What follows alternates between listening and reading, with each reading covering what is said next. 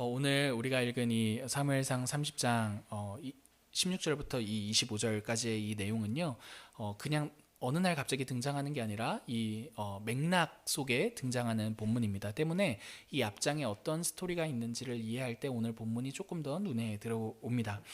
이전 설교에 다루었던 내용이긴 한데요, 한 번 더 간단하게 앞선 장면들을 설명하도록 하겠습니다. 다윗이 사울로부터 피신하고 도망갔던 사실은 여러분 모두 알고 계실 것입니다. 다윗이요, 사울을 피해 다시 한 번 더 블레셋으로 넘어갑니다. 그만큼 블레셋이 완전 적군의 지역이고 나라였음에도 불구하고, 민족이었음에도 불구하고 그곳에 넘어갈 수밖에 없었던 것은요, 그만큼 다윗의 목숨이 사울에 의해 위태했기 때문인 거죠. 이 블레셋으로 넘어간 이후에 그 아기스, 이 왕의 신하로 위장해서 다윗이 지내게 됩니다. 그러던 중에 굉장히 다윗에게 곤란했던 일 하나가 발생하는데, 그게 바로 블레셋과 이스라엘 사이에 전쟁이 일어난 겁니다. 이 다윗은요, 내심 사실은 속으로 난처했을 것입니다. 아기스의 부하로 블레셋 군에 속하여 이스라엘과의 전쟁에 나가야만 하는 상황이었기 때문입니다. 이스라엘 사람들을 앞에 두고 어떻게 전쟁을 할 수 있겠습니까? 이미 왕으로 예정되어 있는 이 사람이 어떻게 그럴 수 있겠냐는 말이죠. 근데 너무나도 다행이게 이 아기스 왕의 신임과 달리 아기스의 그 부하들은 다윗을 신뢰하지 못했습니다. 아기스에게 말하는 겁니다. 이 다윗이 어떤 사람인지 기억 못하느냐, 잊은 것이냐. 사울보다 더 뛰어난 장수로 평가받았던 게 다윗인데, 우리와 이스라엘과의 전쟁에 나갔다가 바로 반역해버리면 우리가 곤란해지는 것 아니냐. 다윗을 돌려보내라. 이렇게 부하들의 의견을 따라 아기스가 다윗을 잘 좋게 말함으로 다윗이 머물던 곳으로 다시 보내게 됩니다. 때문에 다윗은 전쟁에 참여하지 않고서요, 아기스가 다윗에게 주었던 그 시글락이라는 지역으로 돌아가게 됩니다. 거기에 자신들의 부하와 거처와 가정과 모든 것들이 있었던 지역이었던 거죠. 다윗 입장에서는요, 굉장히 다행스러운 결정이었고 그렇게 시글락으로 돌아가게 됩니다. 그런데 그렇게 시글락에 돌아오고 보니 처참한 광경이 펼쳐져 있게 되는 거예요. 어떠한 상황인가 하니 아말렉이라는 그 민족이요, 그곳을 침략한 겁니다. 그러니까 빈집털이를 한 거죠. 시글락을 비웠다라는 이야기를 분명 들었을 것이고, 그 모든 그 지역을 불에 태우고 다윗을 따랐던 그 이스라엘 사람들의, 다윗을 포함한 아내와 자식들을 모두 다 사로잡아 가게 된 게 다윗이 시글락으로 돌아왔을 때 보았던 광경이었습니다. 다윗과 함께 전쟁에 참여했다가 시글락에 돌아온 모두가요, 자신들의 집과 가족을 잃었다라는 사실을 보며 울며 다윗을 향해 분노합니다. 다윗은 하나님께 재빨리 물었고, 하나님께서는 아말렉을 추격해 가라라고 말씀하십니다.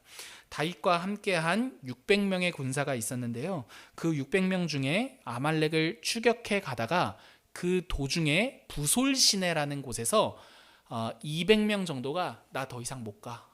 안 그래도 블레셋과 이스라엘 전쟁 때 거기까지 갔다가 다시 돌아와서 너무나 힘든데, 또 아말렉이 어디로 도망갔는지도 모르고 그렇게 가야 한다면 나는 못 가겠다 하고 그 부솔 시내에서 200명이 남고 400명만 다윗을 따라갑니다. 근데 그 길목에서요, 아말렉 사람들로부터 버려진 그들의 종이었던 애굽 소년 하나를 만나게 됩니다. 완전 이렇게 죽기 일보 직전의 소년이었어요. 그 소년을 먹이고 입히고 잘 회복시켜서 알고 보니 이 사람이 아말렉 사람들의 종이었던 겁니다. 그러니까 이 애굽 소년이 아말렉 사람들이 어디 있는지 알고 있는 거죠. 그래서 애굽 소년을 통해 아말렉 사람들의 위치에 대한 정보를 받아 다윗이 아말렉을 찾아갔고, 아말렉을 다 이렇게 치고 그들이 빼앗아갔던 모든 소떼와 양떼, 그리고 처와 자식들까지 모두 다 되찾아오는 장면이 오늘 우리가 읽은 이 본문을 포함한 앞선 내용이 됩니다. 그 내용이 포함되어 있는 이 18절과 20절까지의 내용 한번 같이 읽어볼게요. 18절부터 20절까지 같이 한번 읽어보겠습니다. 다윗이 아말렉 사람들이 빼앗아갔던 모든 것을 도로 찾고 그의 두 아내를 구원하였고, 그들이 약탈하였던 것 곧 무리의 자녀들이나 빼앗겼던 것은 크고 작은 것을 막론하고 아무것도 잃은 것이 없이 모두 다윗이 도로 찾아왔고 다윗이 또 양떼와 소떼를 다 되찾았더니 무리가 그 가축들을 앞에 몰고 가며 이르되 이는 다윗의 전리품이라 하였더라. 여러분 20절 한번 보시면요 이렇게 말하고 있어요. 다윗이요 아말렉에 의해 잃었던 모든 것을 되찾았다라고 말합니다. 그들의 양떼와 소떼, 아내와 자녀들 모두 다 도로 되찾았으며 이는 다윗이요 아말렉과의 전쟁 이후에 승리한 다음에 취한 물건이었기 때문에 무엇이라고 부르고 있습니까? 전리품이라고 부르고 있습니다. 여러분 우리가 아는 것처럼 전리품은요 전쟁의 공로, 그 공을 따라서 각자에게 지분이 주어집니다. 전리품은 승리에 대한 보상이기 때문인 거죠. 그러니까 전쟁에 참여한 사람들 중에 그 공이 분명한 사람들에게 이 전리품의 지분이 주어지는 것이죠. 그러므로 전쟁에 참여하지 않는 사람에게 전리품이란 상관없는 대상이 됩니다. 다윗과 함께한 사람들도 당연히 전리품에 대해 이러한 생각을 가지고 있었을 것입니다. 그들은 전리품을 가지고 돌아와 부솔 시내에서 피곤하다며 우린 여기에 남아있을 거야 라고 말했던 그 200명과 만나게 됩니다. 아마도 부솔 시내에 남아있던 그 200명이요 다윗과 그 400명의 군사가 아말렉을 이겼다라는 소문을 들었던 것 같아요. 전쟁에서 승리하고 돌아온 다윗과 그 일행들을 영접하러 나왔기 때문입니다. 그렇게 그 다윗과 일행들을 영접할 때요 다윗의 일행 중 일부가 이런 말을 합니다. 우리와 함께하지 않은 200명에게는 전리품을 나눠줄 수 없다. 그들의 아내와 자녀만 그들에게 돌려주고 나머지 이 전리품에 관한 이 내용은 그 전쟁에 참여한 공로가 있는 우리들에게 있다. 우리들끼리 나누자라는 게 그들의 의견이었습니다. 여러분 어찌 보면 이 사람들의 의견은요 굉장히 타당하고 합리적인 반응입니다. 한번 생각해 보십시오. 그들도요 블레셋과 이스라엘의 전쟁을 준비하기 위해 그곳까지 갔다가 시글락으로 돌아왔을 때 그들 역시도 굉장히 피곤했을 것입니다. 그들도 부솔 시내에 남고 싶었을 것입니다. 그러나 그럼에도 불구하고요 그 400명은 다윗을 따라 아말렉과의 전쟁에 참여했습니다. 전쟁에 참여했다라는 것은요 여러분 소꿉장난이 아니지 않습니까? 목숨을 건 행위였습니다. 그렇게 그 전쟁에 참여함으로써 도로 되찾아온 전리품입니다. 때문에 그들이 얻은 이 전리품은요 아무런 참여도 없었던 아무런 어떤 희생과 어떤 공로 어떤 것에도 지분을 가질 수 없었던 그 200명에게 준다는 것은요 굉장히 억울하다라는 생각, 그 생각 정말 타당한 생각입니다. 전리품은요 말 그대로 자신의 공로에 의해 자신이 갖는 물건이기 때문입니다. 이러한 그들의 입장에는 이러한 이 사람들의 이 전리품에 대한 이 입장, 이 합리적인 입장을 생각해 볼 때 그들이 아내와 자녀를 데리고 와서 아내와 자녀는 너희들에게 우리가 데리고 왔으니 너희들에게 준다라는 이 내용은요 사실 이 내용만 가지고서도 굉장히 남아있는 200명에게는 감지덕지한 일이라는 것을 우리가 생각해 볼 수가 있는 거죠.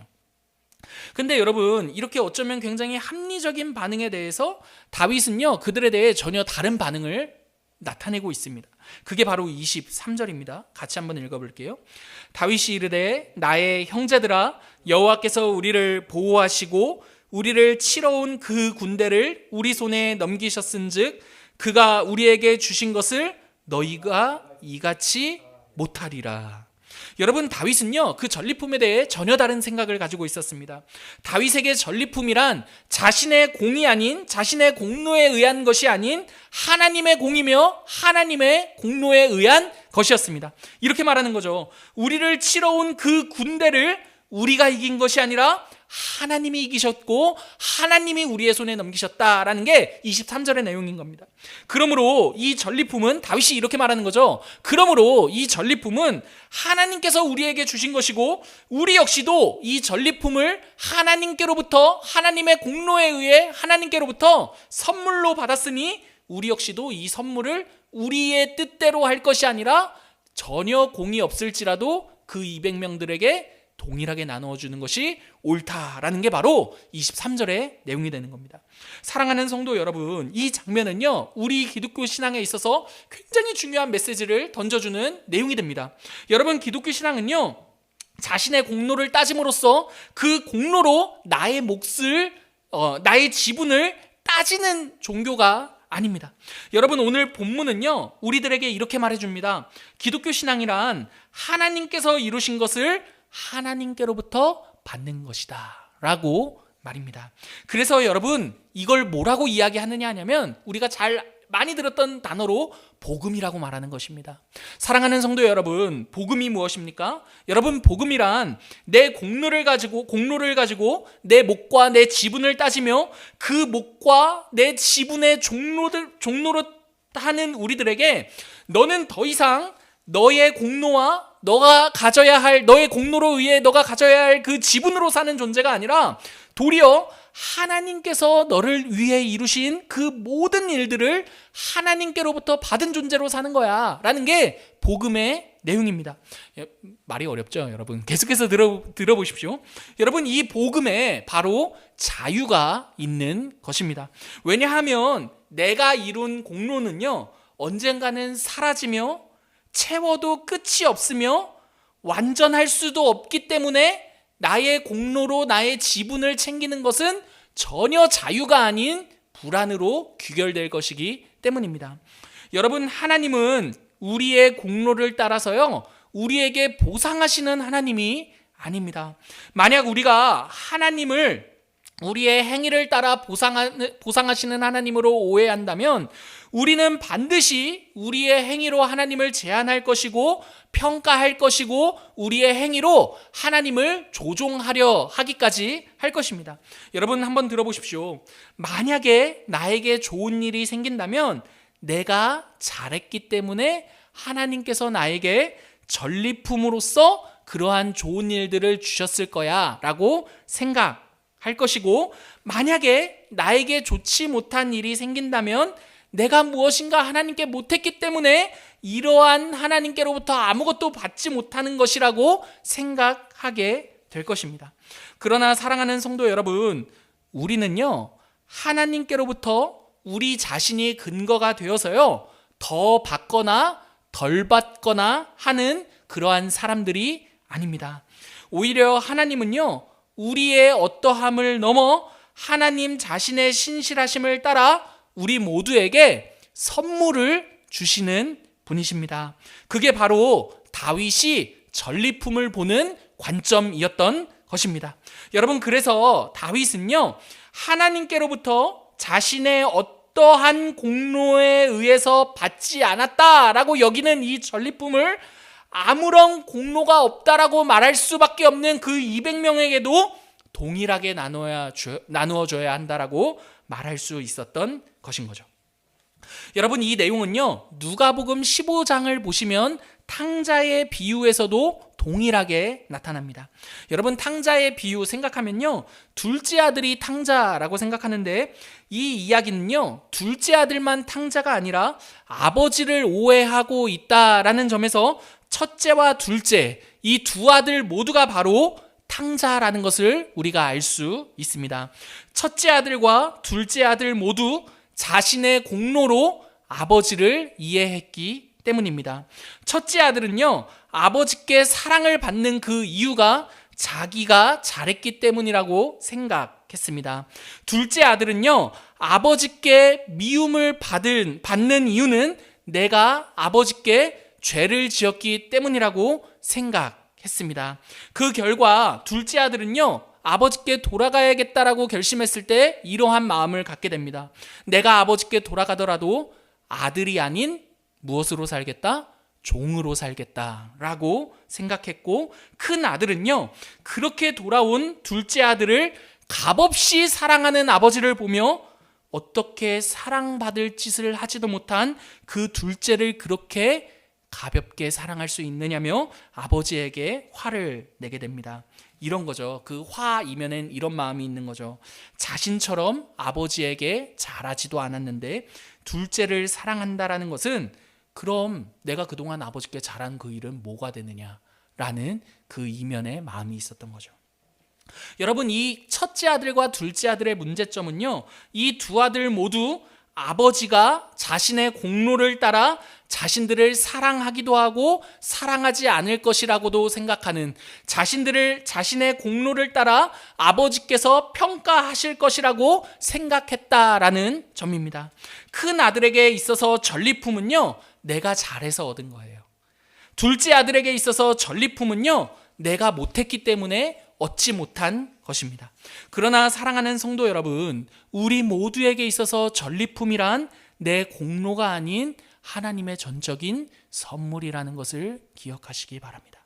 하나님의 하나님 되심을 따른 그 선물이 바로 전리품이라는 말입니다. 여러분, 이렇게 전리품을 우리의 공로로 이해할 때 두 가지 내용이 우리 안에 등장해요. 첫 번째, 전리품을 우리의 공로로 이해할 때 나타나는 첫 번째는요, 우리는 절대 다른 사람과 기쁨을 마음껏 나눌 수 없다라는 내용입니다. 여러분 들어보십시오. 여러분, 전리품을 나의 공로로 이해하게 될 때 우리가 이 기쁨을 타인과 마음껏 나눌 수 없어요. 왜냐하면 만약에 상대가 어떠한 전리품을 갖지 못하는 상황에 있다면 그 전리품을 가지지 못하는 그 이유를 판단하게 되기 때문입니다. 더 나아가서요, 네가 오늘 이 모양 이 꼴인 거, 네가 오늘 이 모양 이 꼴, 네가 그렇게 전리품을 갖지 못한 이유가 뭔지 알아? 라며 비판까지 하게 됩니다. 전리품의 원인이 나에게 있다라고 생각하기 때문입니다. 그래서 여러분, 나의 공로로 나의 전리품을 생각하는 사람은요, 반드시 사람을 못 살게 굽니다.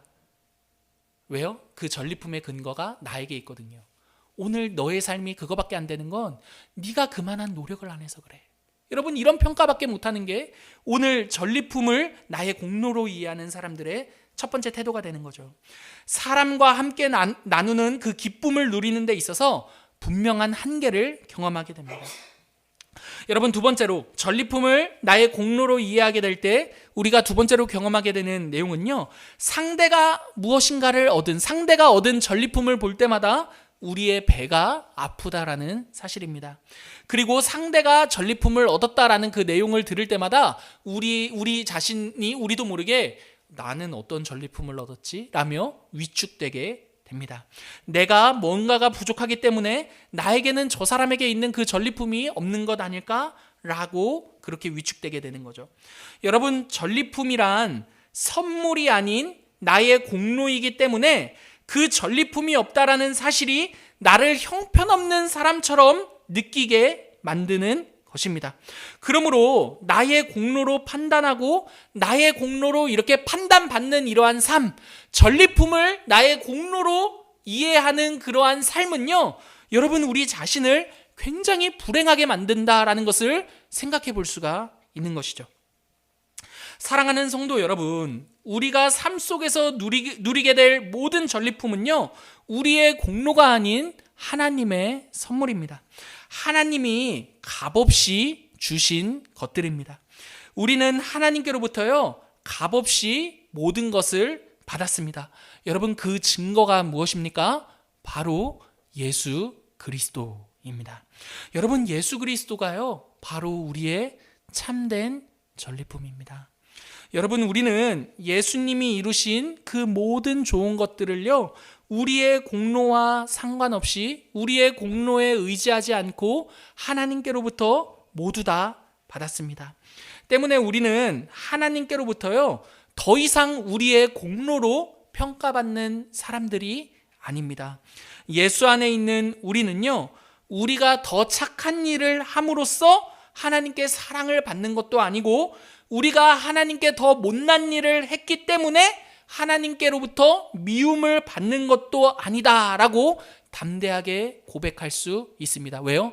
우리가 받은 전리품 대신 예수 그리스도가요, 우리의 공로에 의한 것이 아니었기 때문에. 여러분, 우리가 예수를 하나님께 더 이쁜 짓 해서 받았습니까? 아니죠. 그럼 반대로 우리가 하나님께 지었던 그 죄 때문에 하나님께서 예수를 우리에게 주시지 않으셨습니까? 아니죠. 우리의 공로가 아닌 전적인 하나님의 하나님 되심에 의지하여 우리에게 전리품으로 주신 이가 바로 예수 그리스도인 거죠. 그렇기 때문에 여러분, 우리는 하나님 앞에서요, 하나님이 우리에게 예수 그리스도를 전리품으로 주신 그 기준에 의해서 하나님과 우리의 관계를 생각합니다. 우리가 더 잘했기 때문에 그분으로부터 사랑받는 것도 아니고, 더 못했기 때문에 그분으로부터 버림받는 것도 아니다. 그분은 나의 어떠함을 넘어 나를 변함없이 사랑하시는 분이시다. 무엇에 의지하여서요? 그분의 그분 되심에 의지하여서요. 여러분, 그분의 사랑은요, 우리에 의해 왔다 갔다 하는 사랑이 아닙니다. 그분 자신에 의지하여 변함없는 사랑, 그 사랑이 바로 하나님께서 우리를 사랑하시는 사랑의 내용이 되는 거죠.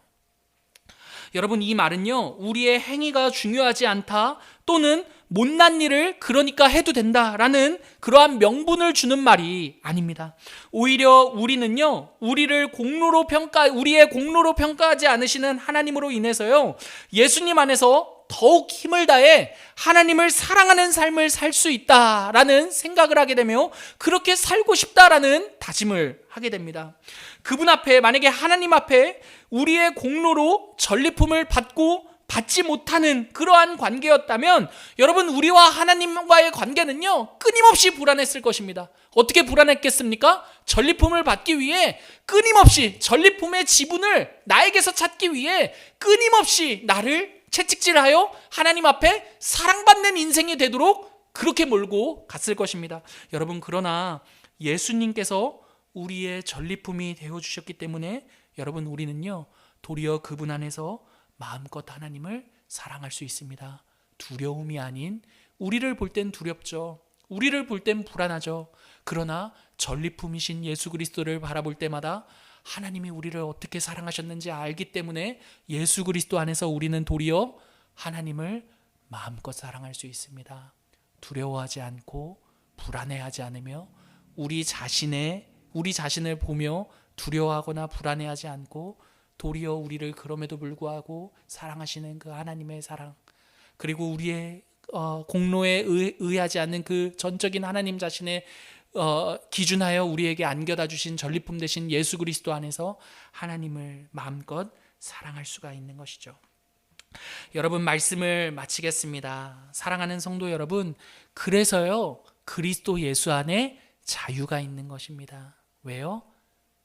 나의 공로에 의해 하나님과의 관계가 규정되는 것이 아니기 때문입니다. 여러분, 우리가 관계에 있어서 이 사람이랑 있으면 정말 편해 할 때, 그 편함이 어디로부터 비롯됩니까? 그 사람이 나를 있는 모습 그대로 받아줄 때. 그죠? 여러분, 막 뭔가 평가가 있는 관계는요, 불안합니다. 끊임없이 내가 평가받고 좋은 사람으로서 인정받아야 그 지위와 자리가 유지될 수 있기 때문입니다. 그런데 여러분, 하나님께서 그리스도 예수 안에 우리에게 자유를 주셨습니다. 어떠한 자유입니까? 너의 기준으로 너와 나와의 관계는 결정되지 않아. 내가 너를 어떻게 사랑하는 하나님인지 나의 기준으로 너와 나와의 관계는 유지될 거야. 그 증거가 무엇이라고요? 전리품 되신 그리스도입니다. 여러분, 예수님은요, 우리에게 모든 좋은 것을 주셨습니다. 우리에게 그 어떠한 공로를 따지지 않고서 말입니다. 그러므로 사랑하는 성도 여러분, 예수 그리스도께 나아오시기를 바랍니다. 예수님 안에서 사랑받는 자녀로서요, 하나님을 마음껏 사랑하며 우리의 인생을 살아가는 저와 여러분 되기를 간절히 기도합니다. 오늘 우리에게 주신 말씀 놓고요.